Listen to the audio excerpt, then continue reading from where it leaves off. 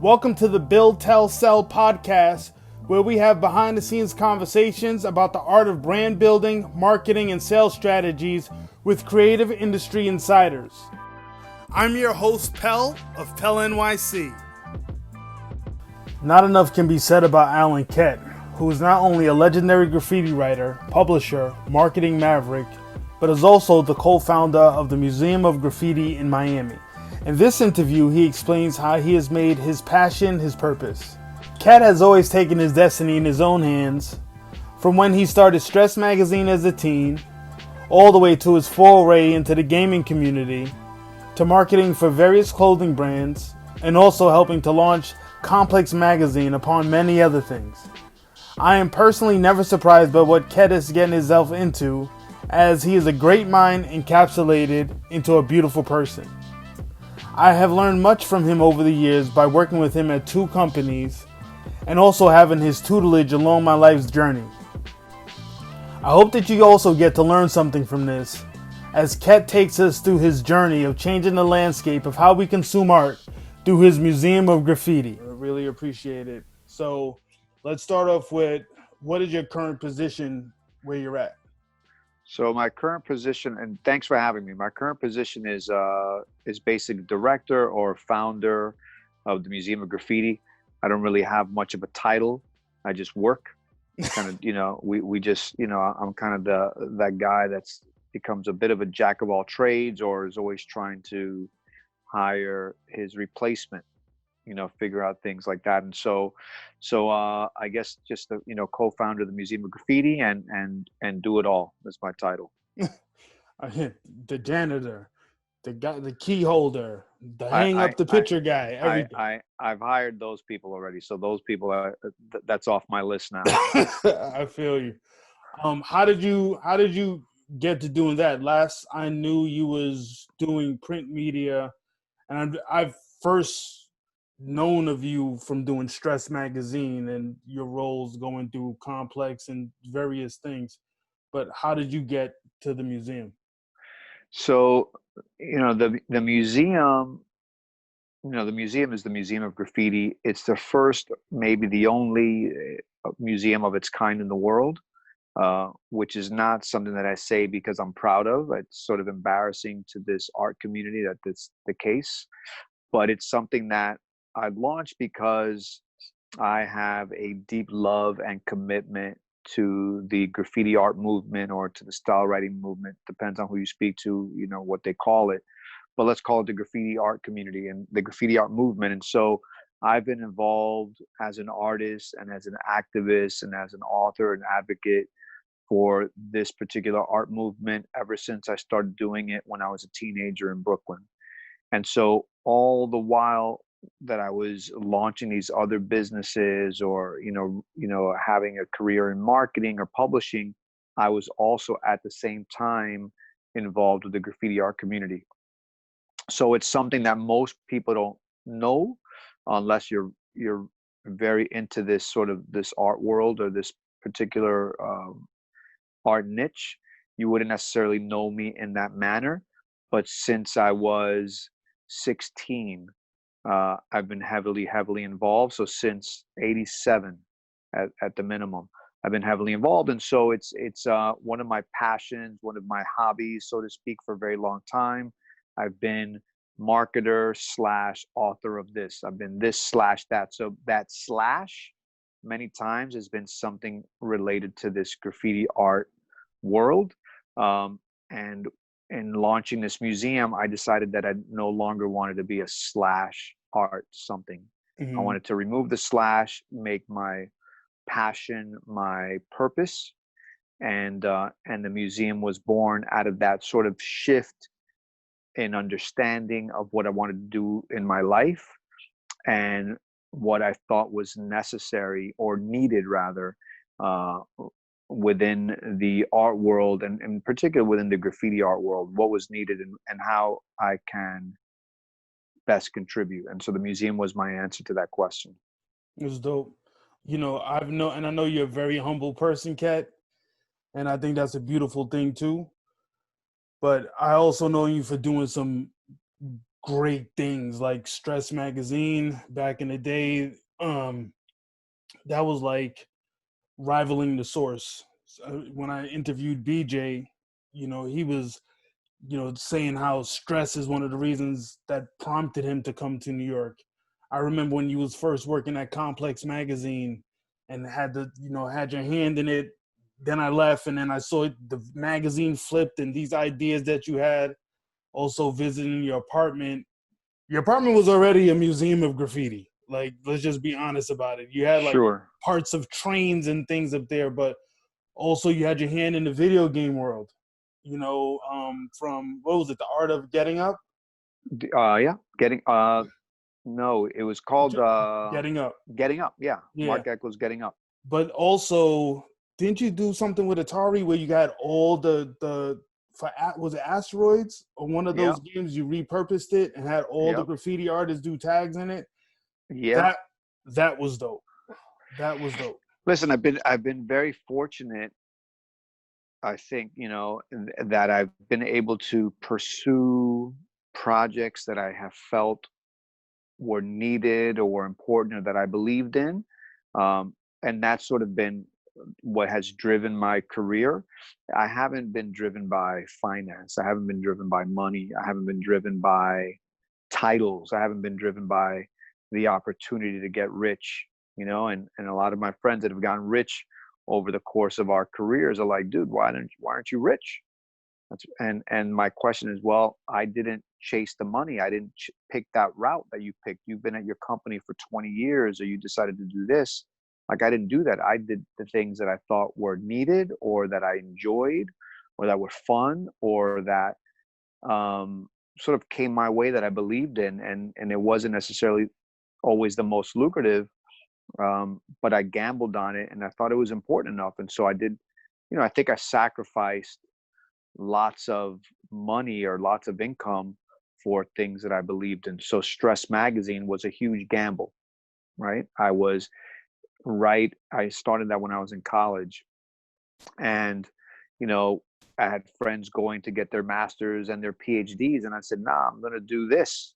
I'm going to be an entrepreneur. I believe this is an opportunity and a need for our community to have this voice. When this voice doesn't exist, we're underrepresented. Yeah. We need this to happen. I don't know if it's going to work. I'm going to work really hard to do it. I don't know if I'll fail or if I'll make money or not, but this is important enough to do. And I had the agreement of my wife, um, and my family at the time. Like, it sounds crazy, but go for it. And I could have instead have gone and continued and gotten a master's or a PhD or a law degree or whatever. But I decided that, it was important to tell our stories from our point of view in our community. Like, our community, I mean, the Black and brown community in the United Mhm. States and in New York, because it didn't exist. And it was an answer to the source that was doing something that I enjoyed, but it wasn't from that point of view, right? It wasn't coming from people of color, not necessarily. And so I wanted to do something a bit radical, and I did it, and it was well received. Thankfully, we changed the game.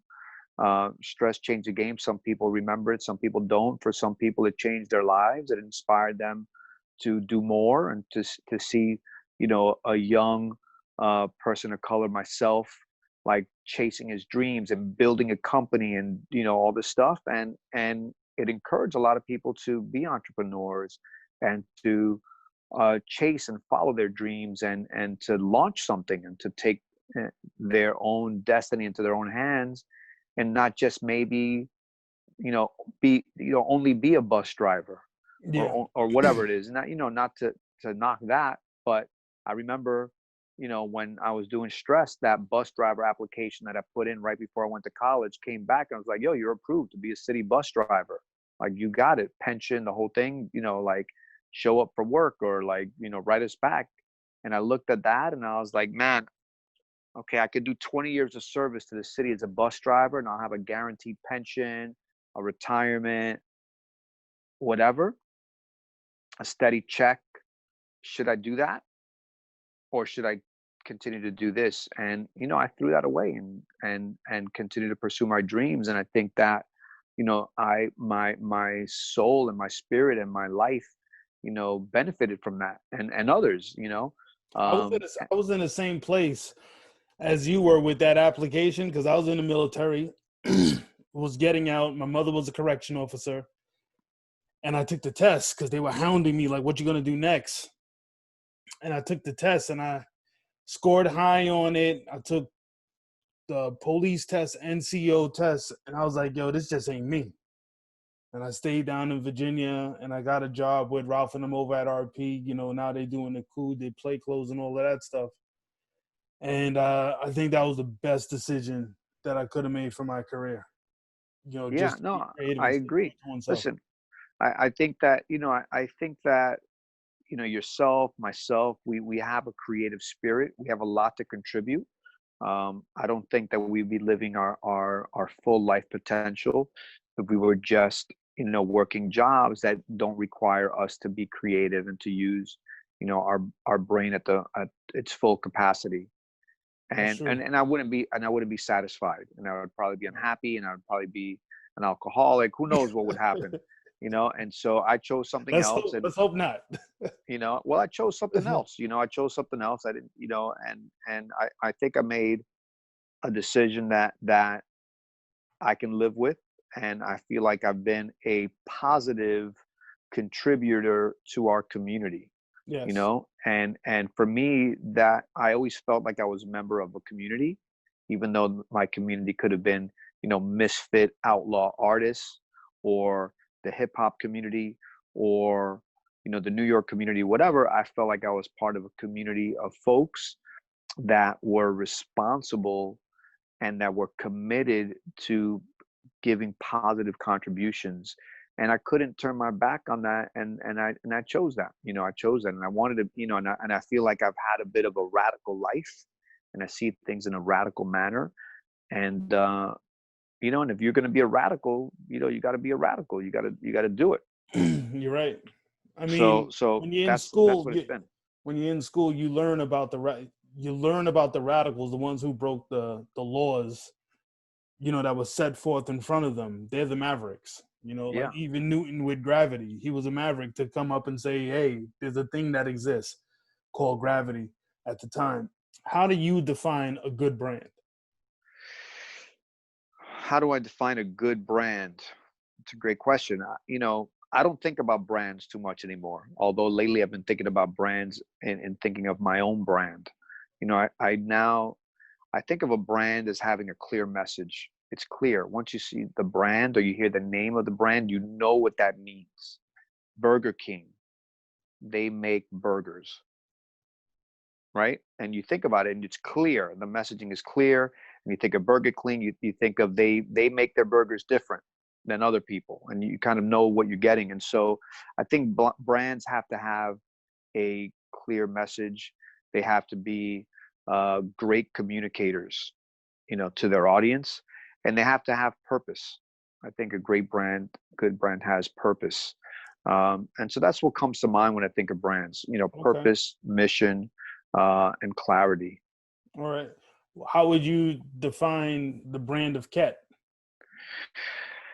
The brand of Ket, well, I definitely have purpose, and I have a mission. I think, for me, it's changed over time.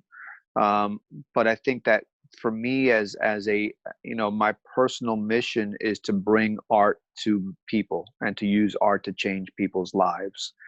And with this latest venture, the Museum of Graffiti, I'm using that to change people's lives. Whose lives I'm changing? I'm changing the audience that comes into contact with our brand, with our museum, and I'm perhaps changing the lives of the artists that we engage and exhibit and give opportunities to.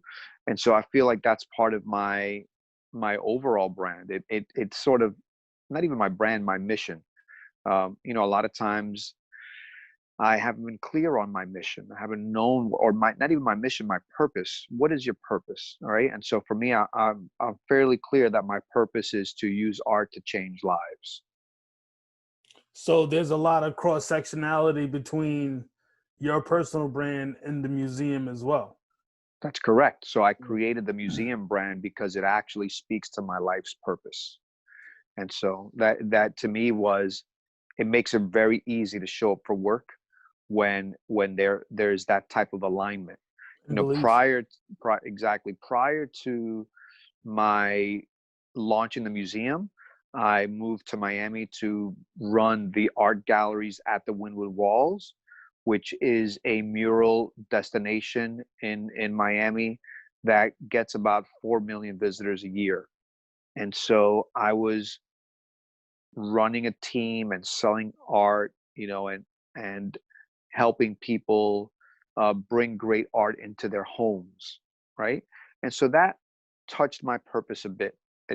There was some intersection and then some synergy with my purpose, which is to use art to change people's lives, but on a very surface level, you know.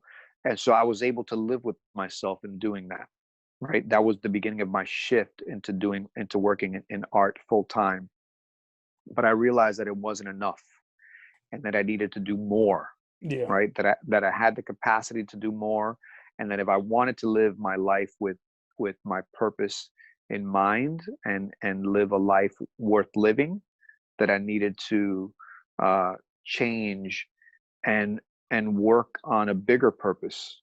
And so the museum was born out of sort of that understanding and that realization that um, that if I decide to make it my mission to change people's lives with art, like how am I going to do that? And the brand and the business was born with that in my mind. How has that brand influenced the marketing that you're doing for it? How has the brand influenced? I don't understand the question.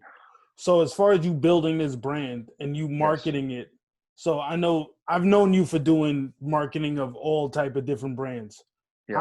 How is this brand influencing your marketing for it in particular outside of what you've done for other brands? Oh, so this brand, so a museum brand is very different from uh, many other kind of brands, and so it's very different from a fashion brand, or from a sneaker brand, or a publishing, or a book company. They're very, very different, and so a museum's in this museum, our brand is driven by stories.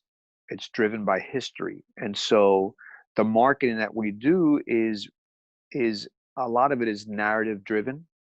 A lot of it is driven by the players and history, and so most brands don't necessarily operate like that. Most brands are trying to sell a product. I'm not selling you a product. I'm selling you or sharing history. I'm sharing you the story of this art movement and educating. Almost selling education. I'm selling the importance of you learning about this art movement. And if you connect with me and you want to learn about those stories and about this art movement, you'll come and visit the museum and spend your money, buy a ticket, and take a tour and learn. So it's a very different kind of doing marketing. Sort of, we employ different marketing tactics. We employ different marketing ideas. But I would say that more than ever, for me, we're using stories uh, as the marketing, and even and PR. Because of that, PR becomes a very heavy focus for us, because we have a story to tell. My own story, the story of the building of the of the building of the museum, the story of the creation and the history of this art movement, and then the thousands or tens of thousands of stories of the individual artists that have been creating and contributing for the past 50 years. So Are I think there that's the difference. are there any marketing tactics that you've actually employed that you've gotten from other industries, be it clothing or through publishing, editorial, that you like, the museums really don't do this, but this Oh, will be a sure. great entry point here? Oh, 100%. And so I'll give you an example of some of that. So guerrilla marketing. right? In the music industry, and maybe in fashion even, there was guerrilla marketing that's a tactic that folks use, and that could look like maybe street marketing. Hmm. um, and so, one of the tactics that I've used is stenciling, street stenciling, right? Museums do No. not do that. You're not going to walk down the block and see MoMA or the Met stenciled on sidewalks, but you will see that for the Museum of Graffiti. And I know that it's worked because when we ask people, how they heard about it, hear about us, some people have said, "Oh, I saw the stencils on the street, and I looked you So, guys up, and then I found you." So that's something very, very different. Another thing that we do that's I guess a bit unconventional tactic is hand-to-hand marketing. So flyering, right? So having it's almost like having a club promoter in the street, giving you a flyer like, "Yo, come through, yo, come through, yo, come through, yo, the Museum of Graffiti, it's open up, it's around the corner." So I'm using a tactic that's more known for, in the club world, or yeah. it's mostly known for in tourist places for bars where they're giving you free drink tickets. "Yo, come through, here's a free drink ticket." I'm doing that on the streets of Miami in the neighborhood that we're at in Wynwood, and it works. I And could so we're see. doing, I could see that. yeah. Museums, I think that in general they need to freshen up So their. museums do not do that. Yeah. I've never seen a museum do that, having a person out in the street be like, "Yo, what's up? What are you doing? Come through. Yeah. Here you go. Here's a discount coupon. Come Yeah. see us," Yeah. right? Learn about this, that, the other. Learn about Dondi, and it works, and we do it all day long. Yeah. I can see I have that. a guy in the street all day long, minimum one person, and we convert the walking traffic in the neighborhood into paying customers. So again, something that I don't see, but I do see bars doing that when they, Yeah. in tourist areas. I would say those are the two perhaps most unconventional tactics that we use from a marketing standpoint that I've never seen a museum do.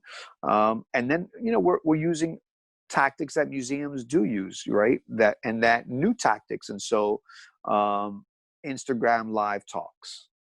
That's something that now all museums are doing. Yes. We have to do that, and I think we're doing it very well, and we're doing it more aggressively and more frequently than any other museum that I've seen in the world, because we are scrappy and we're trying to survive, and we don't have crazy endowments, and if we don't do it, we might not survive.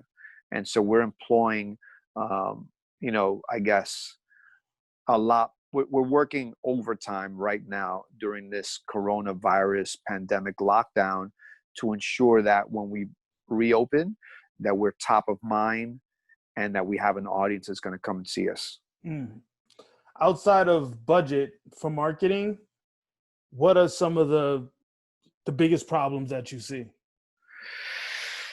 Um, audience conversion.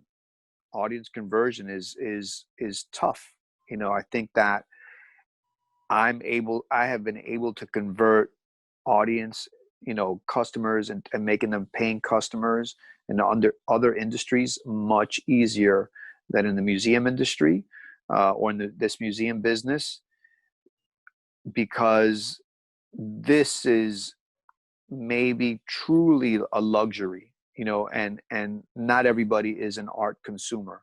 People don't necessarily care about learning about art, and so you could throw a lot of money at it, but the audience that is willing to listen and participate in and buy a ticket and visit a museum, isn't everybody. Museums aren't for everybody. I sometimes think that they're for everybody, but they're not. And so it's audience growth and audience development is tough, and no matter how much money you throw at it, you're not going to convert all these people. The conversion rates are not really high, Mm.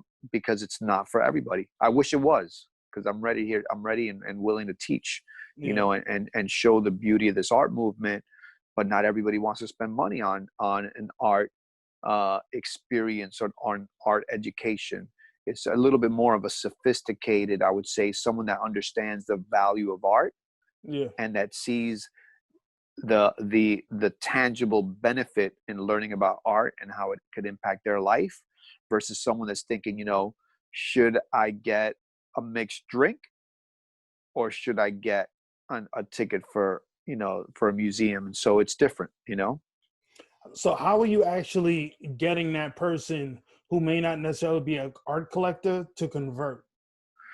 Well, it's not even just collectors, it's art enthusiasts. We're getting them to convert in a variety of ways. First of all, we have to have a compelling story. We have to have a compelling story or reason for them to engage us. And so one is a great website. Two is to be on the top of the search engines, right? And to have presence on Google, a presence Yeah. on Facebook, a presence on Yelp, anywhere that a person that's coming to Miami or coming to Wynwood, Miami, and looking for something to do, we have to have a presence there in order to even start the conversation. Once they gauge us on any of those platforms, one of the most important things for us to have are great reviews. Reviews matter, whether they're word of mouth or whether they're digital reviews, on all these platforms, those things that matter. And so these are things that I'm learning about now that I'm involved in a business that's a brick and mortar business. And so that's made us have to talk to customers that visit the museum in a different way, ask them for reviews, ask them to go online, because we understand that those impact the audience that might come and visit us. I mean, That's a yeah, huge difference. yeah, that's also a great marketing tool as well that a lot of people they don't think about. Everything is Instagram, Instagram, Instagram, and they don't understand that there's these other platforms that they themselves go on and they probably need to have more equity into. Exactly. So Yeah. we've had to study and learn how tourists and how people make decisions about what to do when they travel. That's something that we've had to learn. And how much money do they spend on those decisions?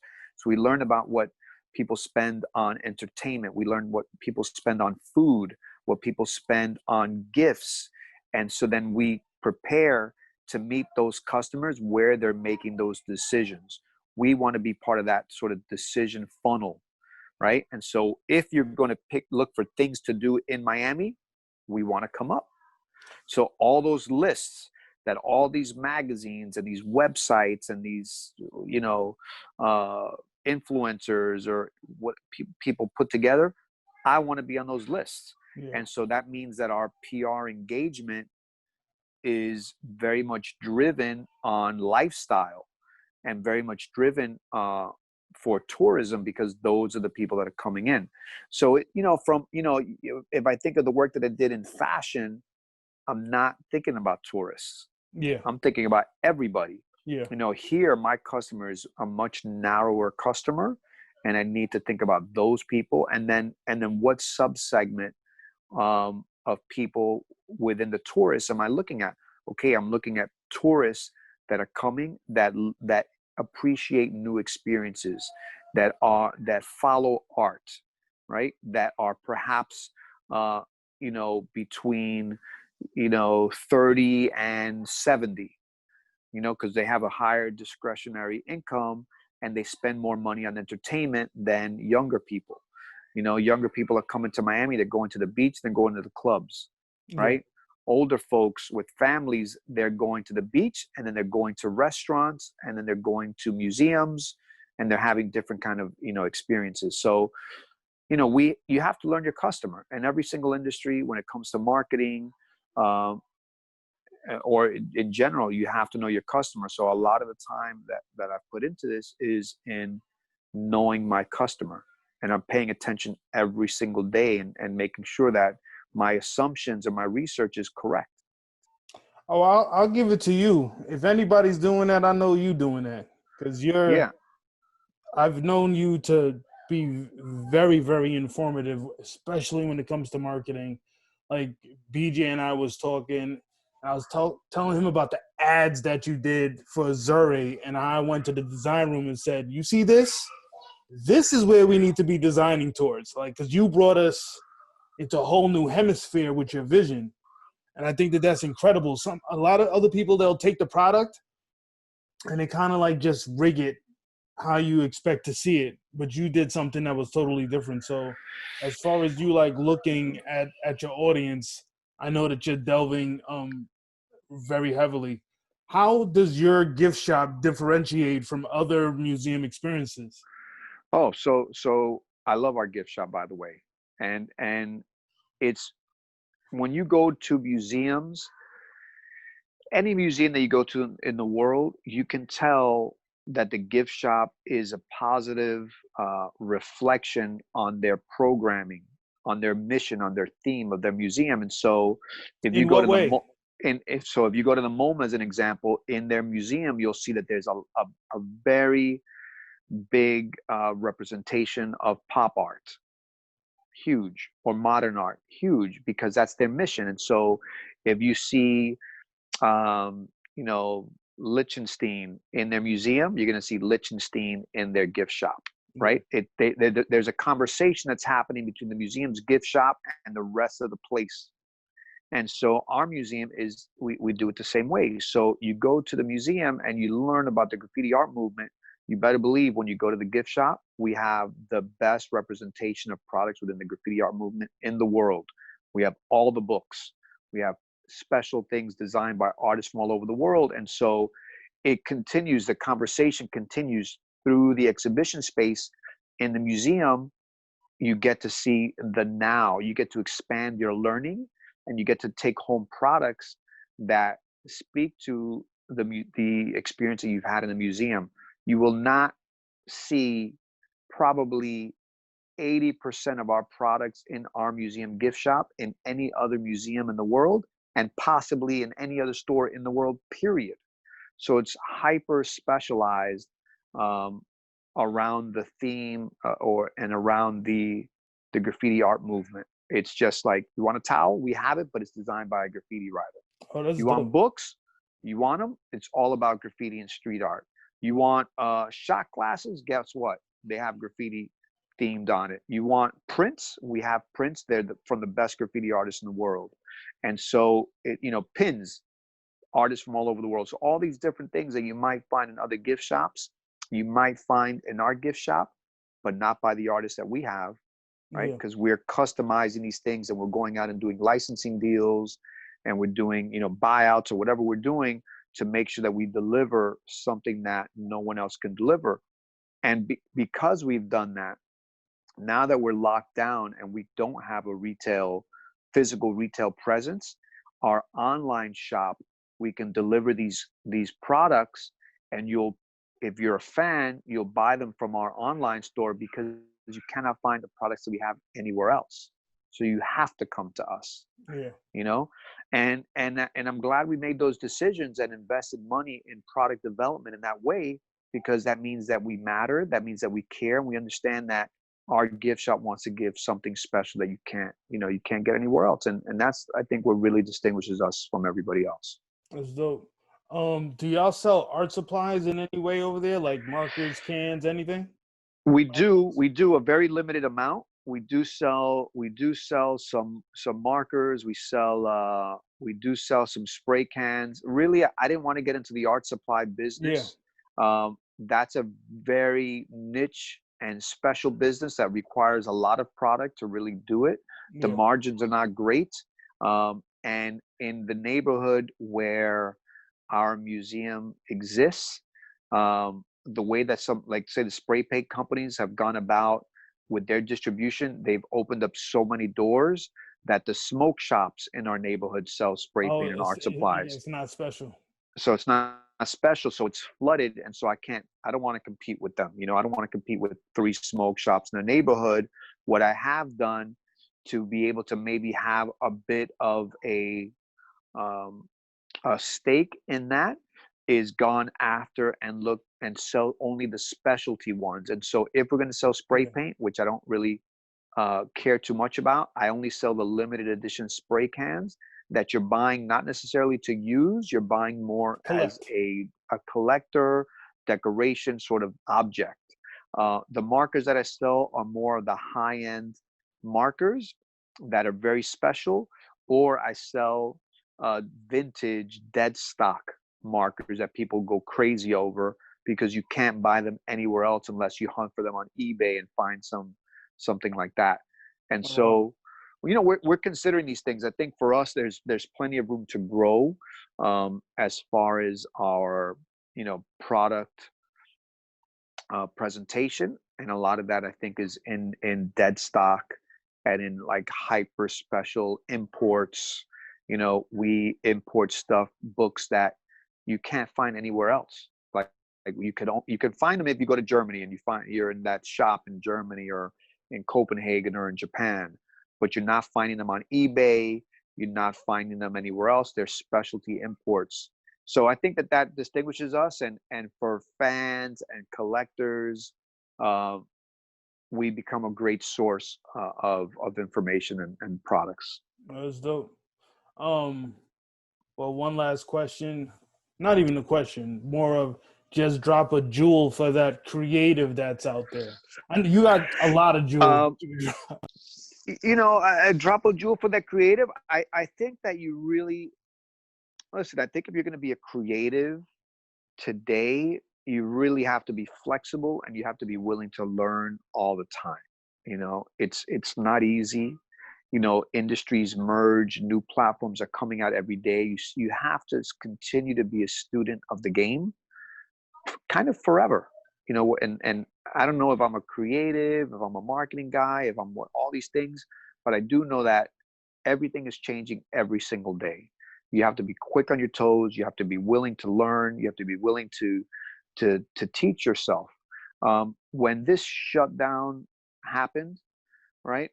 I didn't foresee us having to move so quickly into the digital realm and across all these platforms, to survive, but we had to do it.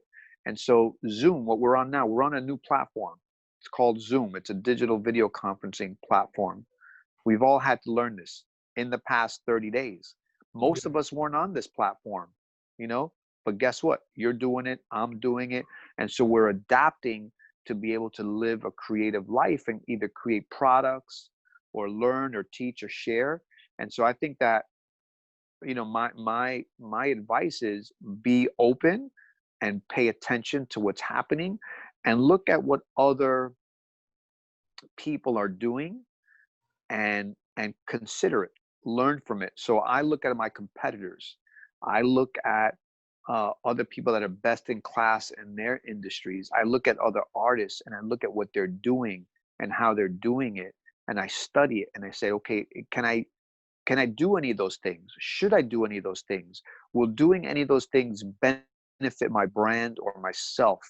And when I do that research and I do that and I ask those questions, I learn a lot and it helps me grow and develop my brand. One of the most successful things that we've launched during this we've launched a few products lately, and museums don't typically launch products. They launch exhibitions, but we've had to launch products to stay alive and to sort of keep the focus on us and to continue to grow our audience. So we launched a product, which is an art talk. I'm calling it a product, right? Every day, 7 o'clock, our curator, Carlos Mayer, hosts an art talk on Instagram Live with a famous and respected and important artist from around the world. We're committed. We're doing that every single day. It's a lot of work. That's a new product. It didn't exist before this shutdown, not even one. That's brand new from us.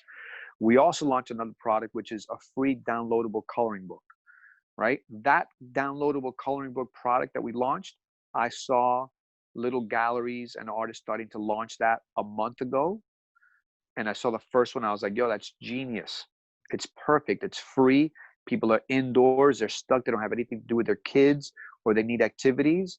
That's a beautiful gift for people and it's free. And so I said, we're definitely knocking that off. We'll put it on, we'll spin it in our own way. We'll brand it in our own way.